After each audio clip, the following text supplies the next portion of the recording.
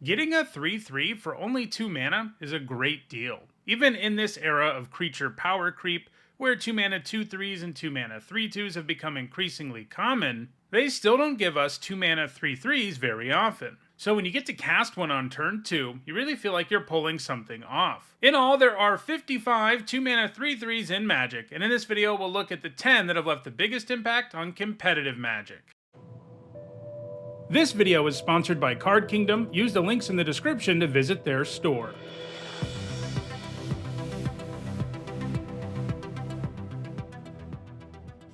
Before we get started, here's a quick reminder on how I rank cards in these videos. I use a scoring system where cards get rewarded with 2 points for a first tier top 8, which includes events like Pro Tours, and 1 point for a second tier top 8, which includes events like regional championships.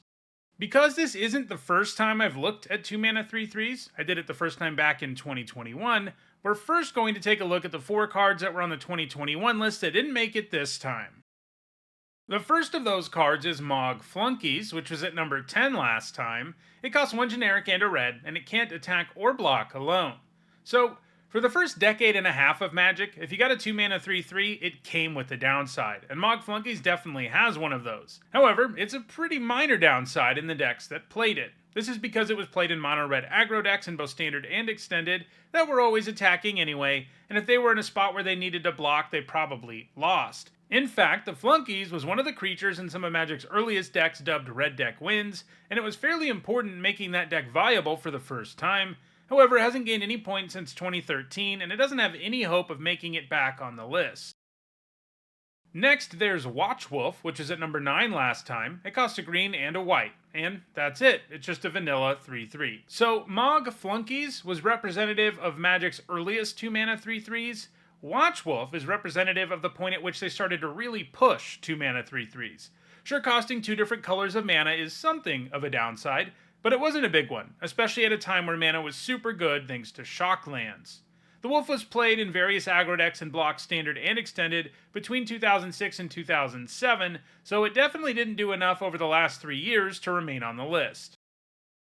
Next, there's Albino Troll, which is at number 8 last time. It costs 1 generic and a green, and it comes with Echo, which means you have to pay 1 generic and a green on your next upkeep or sacrifice the troll, and you can also pay 1 generic and a green to regenerate it.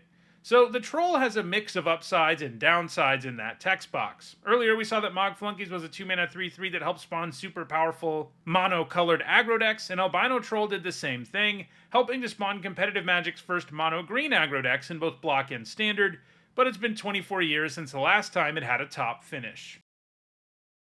Lastly, there's Spectral Bears, which is at number 7 last time. It actually has the exact same score as Albino Troll, but it got the higher slot last time because it has the higher average finish.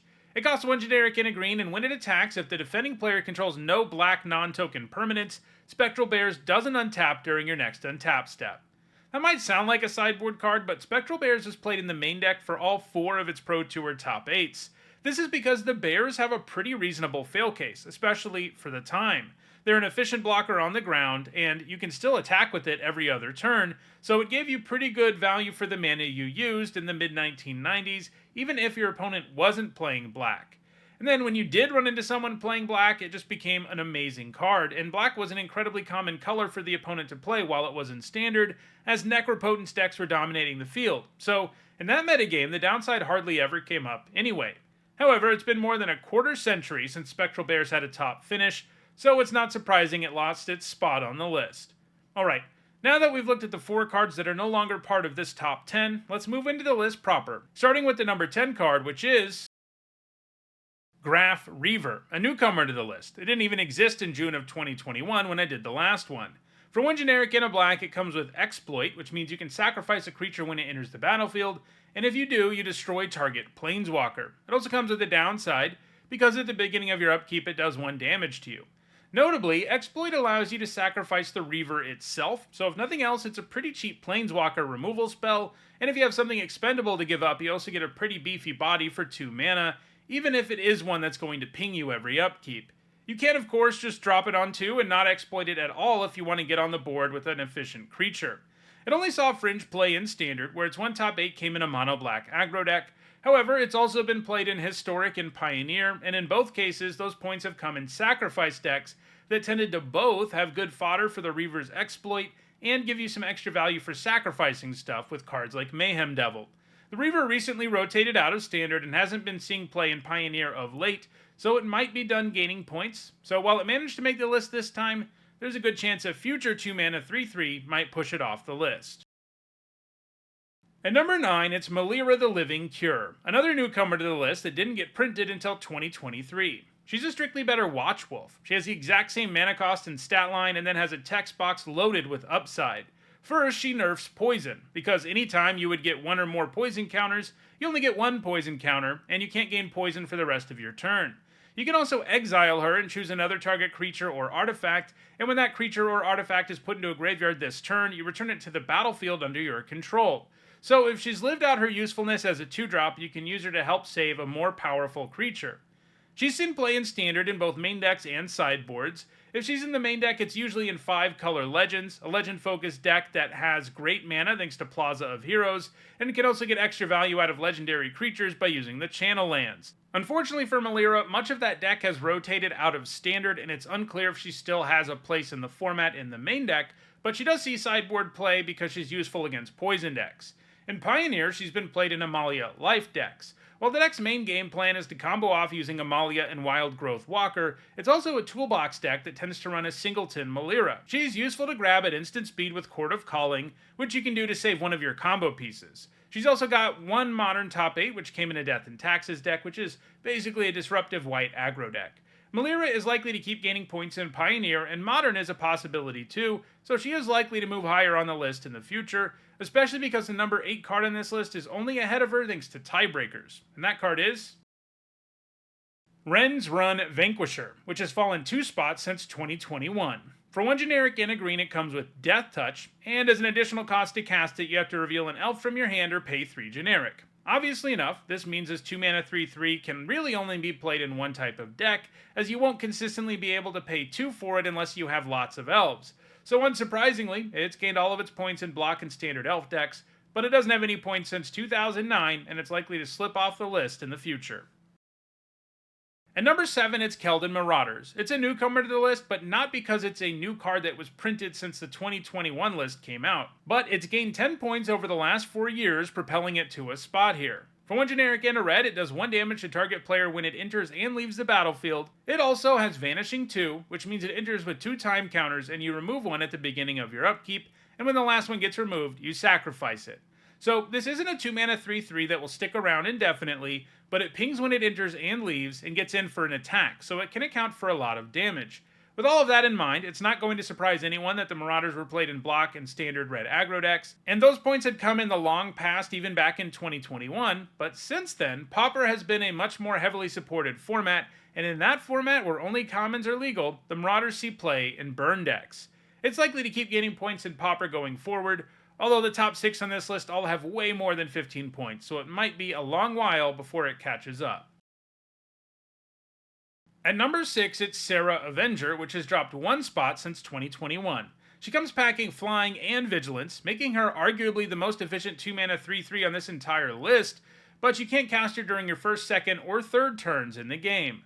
While making it so you can't cast it until turn 4 or later does make its efficiency a little less impressive, the fact remains that this is a pretty good deal on turn 4, too.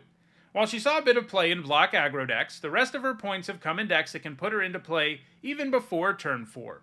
Generally, this has occurred in Modern Hate Bear and Legacy Death and Taxes. These decks use Ether Vial so that they can put nice hate pieces into play or get good ETBs at instant speed, but that also favors Sarah Angel, who can be put into play using the Vial if it has 2 charge counters on it. While she saw a bit of a resurgence in Legacy in 2023, she hasn't gained any points so far in 2024, so it may continue to drop down the list in the future. At number 5, it's Lamholt Pacifist, which was at number 2 last time. For 1 generic and a green, it can't attack unless you control a creature with power 4 or greater, and at the beginning of each upkeep, she checks to see if any spells were cast last turn, and if they weren't, she transforms into Lamholt Butcher, a 4/4 that checks to see if 2 or more spells were cast on the previous turn, in which case it transforms back into the Pacifist. One of the nice things about this card is that it counts itself, so if you buff its power to 4, it can attack. And while it was in standard, the Pacifist was played in decks that had no problem doing that. And when that's the case, you've got a super strong 2-drop without any meaningful downside. Decks pulled this off using cards like Dromoka's Command or Thalia's Lieutenant to put +1/+1 counters on the Pacifist, but it hasn't been played anywhere since rotating out of standard, and that's what led to it dropping so far down the list, something that is likely to continue. At number 4, we've got another werewolf. This one is Werewolf Pack Leader, a newcomer to the list that came out about a month after I made the 2021 list. For 2 green, it comes with Pack Tactics, which means something good happens when you attack with creatures total power 6 or greater. In this case, you get to draw a card. You can also pay 3 generic and a green to have it become a 5/3 trampler that isn't human. So not only does the Pack Leader come with above rate stats, it's also going to make sure you have plenty of fuel in a green aggro deck, since attacking with 6 or more power isn't all that hard, since it gets you halfway there all on its own. It can even buff itself to help you out, although that ability is often only useful when you don't have anything else to do with your mana, but hey, the trample can sometimes win you the game too. Unsurprisingly, the Pack Leader has been played in mono-green aggro decks in Standard, and in Pioneer it sees play in a variety of aggro decks including humans and Gruul aggro. It's likely to gain points in Pioneer going forward, but 2 of the 3 cards in front of it are even more active, and the other has a pretty big lead, so the Pack Leader may be at number 4 for quite a while. At number 3, it's Smuggler's Copter, which has moved up a spot since 2021. For 2 generic, it comes with Flying, and when it attacks or blocks, you can draw a card, and if you do, you discard a card. It's also a vehicle, so it has Crew 1, which means for it to become a creature until end of turn, you have to tap any number of creatures with total power 1 or more. So, the Copter isn't always a creature, but it's so easy to crew and so often a creature that I thought it deserved inclusion on this list back in 2021, and I still think that's true in 2024. A vehicle that is this efficient and this easy to crew is awesome, and don't underestimate the value of looting every time it attacks or blocks. While having to crew this to have it become a creature is a downside, it isn't all downside. What I mean by that is, the Copter is effectively immune to sorcery speed creature removal, including most board sweepers, and that makes it a super insane card in aggro decks, which are usually very vulnerable to those.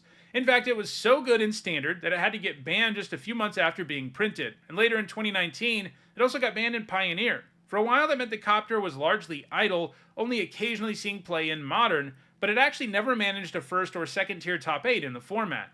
In late 2023, though, it finally had its shackles removed in Pioneer, and while it no longer feels like it's too good for Pioneer, it has started to see tons of play. It's been especially successful in aggressive decks that have artifact synergies, because they turn this already very good card into an insane one thanks to synergy from cards like Metallic Rebuke and Shrapnel Blast. The Copter is going to continue to gain points in Pioneer, and it's definitely going to pass the card immediately in front of it in the near future. And that number 2 card is Fleecemane Lion, which has dropped 1 spot since 2021. Another strictly better Watch Wolf, the lion costs a green and a white, and it comes with Monstrosity 1. That means that if the lion isn't monstrous, you can pay 3 generic, a green, and a white to put a +1/+1 counter on it, and the lion becomes monstrous. And when it's monstrous, it also has hexproof and indestructible. Those 2 keywords can make the lion incredibly resilient, as it can no longer be targeted or destroyed, so the only removal that can really take it down is an edict effect or a mass exile effect. So, it's great on turn 2, and in the late game it can become an unkillable monster. The lion was part of many decks during its time in Block and Standard because it's difficult to beat this kind of efficiency. Early in his time in Standard, he was featured in decks like Naya and Selesnya aggro, however, it put up the lion's share of its points in a deck that dominated Standard starting in 2014, Abzan. Despite all that Standard success though, the lion has not gained a single point since rotating out of the format, which was almost a decade ago. That's why it's lost its number 1 spot and is likely to drop down the list further in the future. And at number 1, it's Gilded Drake, which has moved up 2 spots since 2021. It has a much different design than all the other cards on this list because you don't play Gilded Drake because of its stat line. For 1 generic and a blue, it comes with Flying, and when it enters the battlefield, you exchange control of it and up to 1 target creature an opponent controls. It gets sacrificed if you don't make an exchange. Obviously, this is a weird card, so it didn't see any play while it was in Standard, but it did see a lot of play in extended sideboards. It was mostly relegated to sideboards because of the fact that a card like this isn't going to be very good against aggro decks. Generally, you're going to be getting a worse creature than the Drake you're giving them. However, it is great against decks that go big with creatures. It saw some mainboard play as a one-of in Extended, where it could be tutored up by Survival of the Fittest in situations where the Drake would be at its most powerful. It didn't see any significant play between 2005 and 2012 until it had a resurgence in 2012 in Legacy, where it was a particularly powerful card against decks that like to cheat creatures into play with reanimation or show and tell. If somebody casts show and tell, you end up getting their Gristlebrand in exchange for this 3/3. It's been very heavily played in Legacy over the last 3 years, and it's likely to continue to add to its score in the future. So those are the top 10 2-mana 3/3s. Are you in the market for some super efficient creatures? If so, check out the description where you can find a direct Card Kingdom link for each card that appeared in the video. If you want to make sure you catch future videos, don't forget to subscribe. If you want to catch up on past videos, including many more that look at creature stat lines, you should see a playlist on your screen shortly. Thanks for watching.